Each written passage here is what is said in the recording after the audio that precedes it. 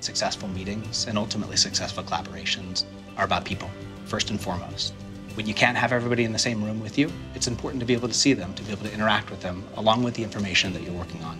The only way that we could make it happen every day is to use GoToMeeting.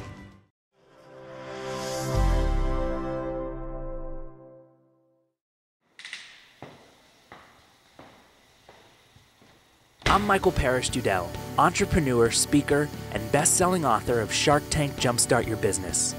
This is a show about discovery, about showcasing the next generation of business and media influencers. It's new, it's now, it's the next crop.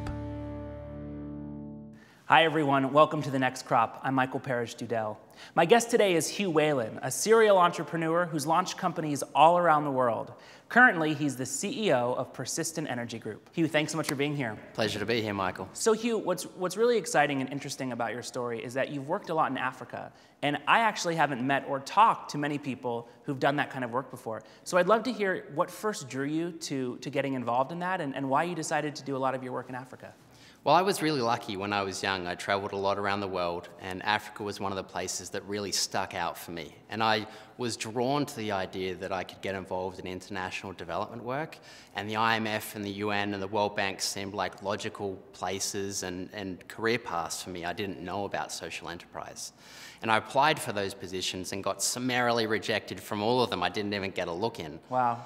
And so I almost gave up at that point. And I did a semester at Cornell University, and I got exposed to entrepreneurship and the idea that I could start a business, and that risk was actually something I was really interested in.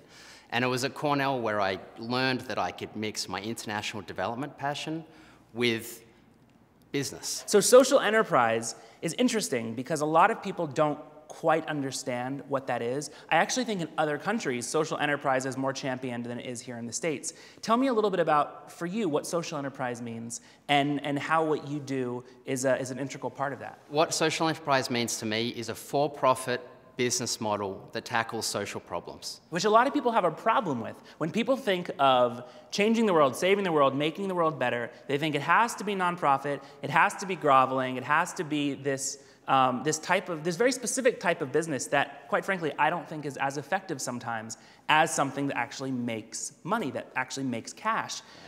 What do you say to your critics? What do you say to people that say to you, listen, you can't go out there and save the world and make money. Conscious capitalism isn't real. What's your answer for that? I've got a controversial approach to this. I believe that the only way to tackle the big problems in the world, and by big problems I'm talking about poverty, I'm talking about health, education. There are 4 billion people earning $1 to $6 a day, and we're going to add another billion people in the next 12 years. To reach that number of people and the scale of problem, you need a for-profit business approach that can grow quickly, that can attract capital, that can attract the best talent that are currently going to Silicon Valley to build apps because they can make money that way. And it's sad to say that, it sounds cynical, but the only way that you get the resources needed to really drive solutions to these big problems is a for-profit business model. Yeah. Now, I see a lot of times a nonprofit specifically will go into maybe an indigent country or a place where they don't have a lot of experience and say, listen, we have a solution, we know what's best, we can solve this. And that never seems to work. When you walk in and you say, I know what's best for your city, your country, your town, there's a problem there. So do you think, A, that what I just said is true, and B, what's the opposite approach to that? What's the best way to be effective in a place where maybe you don't live or have ever lived? Oh, absolutely. I mean, you see a lot of projects on Kickstarter, for example, all those crowdfunding websites where there's this sexy project, right? It's a great light that has never been heard of. It's a new way to invent a different widget. And it's just not appropriate for the community and the people that they're trying to reach. And we get a lot, I see a lot of people inventing solutions that have no application. They're inventing solutions that really don't have a need. And the solution to that issue is to go to the country you want to work in, to be with the people that you're thinking of serving, and to let them drive the need and to drive what you're thinking of doing. So you recommend, going and living there and really getting a chance to experience the culture? That's the best way to You don't have to live there, yeah, but you have to be there at least once. You have to be there, you have to meet the people. And that's important for another reason. If you're thinking of starting a livelihood in a developing country or wherever you want to be, You need to know that you're going to enjoy working with the people there, that you like being there. It's all about your audience, right? And that audience, if you're working there and selling to them, it's about that audience. Which brings me to a really central point of who you are and what you stand for, and that's travel. You've been to something like you were at 31 countries by the time you were 25. Yeah. I am incredibly poorly traveled, so I have a lot of respect for people who are well-traveled. Has travel changed the way that you approach business, changed the way you approach your life? What does travel mean for an entrepreneur today? I don't think to be an entrepreneur you need to travel, right? Because that's actually part of my I'm problem. happy that you said that because I haven't traveled very much, so I was worried for a second. All right, go on. That's part of my problem with Silicon Valley, right? The easiest, the most profitable career track solutions to make a Facebook app, right? And that doesn't help people who really need help. That doesn't solve any of the world's problems, but it does make a lot of money, and that's why people do it. Yeah. I think travel is incredibly important to round out people in places like the US and Europe, because until you've traveled, and particularly until you've traveled to a developing country, you don't understand what poverty is. You have no perspective on some of the problems that are day-to-day faced by a subsistence farmer who earns $1 a day and faces starvation on a regular basis. And so I think travel is the best way to connect to the global community and understand how incredibly lucky you are, particularly people listening to this interview, how incredibly lucky you are to be where you are, and that you should take every moment and try to make it as awesome as possible, because you were born, you were a lucky sperm. We're lucky, yeah. You were a very lucky person to be where you are. Yeah, and so you've just started a blog, you've started a podcast, all around what it means to be a destination entrepreneur. And I have a feeling that has something to do with being an entrepreneur that travels. So tell me a little bit about destination entrepreneurship and how the content and media you're creating is going to serve this community. Absolutely. So I was really lucky to travel around the place, and I met a lot of really interesting people. And I'll give you some examples. I know people who run safari companies in East Africa. I know a woman who has an extreme sports bikini line in Dominican Republic. Well, stop right there. Extreme sports, I want to know what an extreme sport bikini line is. What is that? So she was a kite surfer. Yeah. She loved kite surfing, and she couldn't find a bikini that would regularly stay on when she was going at high speeds. Say it ain't so. It is so. All right. And so she found a market through her passion, and she's doing really well. Other examples, hostels in Costa Rica, hotels in Thailand, a punk rock record label in China. Why not? I mean, we're talking about people who are pursuing their passion. Yeah. And the thing is, you don't need experience and you don't need very much money to do this. So I met all these people, and when I come back to the US or when I go back to Australia, a lot of people ask me, how do you do this? I would love to follow my passion, but I don't know how, I don't know why, how I get there, etc. Yeah. And it's not hard. There just needs to be stories about success shared, resources and tips provided, and that's what I'm hoping to do. So I think there's a misconception out there about traveling abroad. People think it costs a lot of money. People think it isn't sustainable.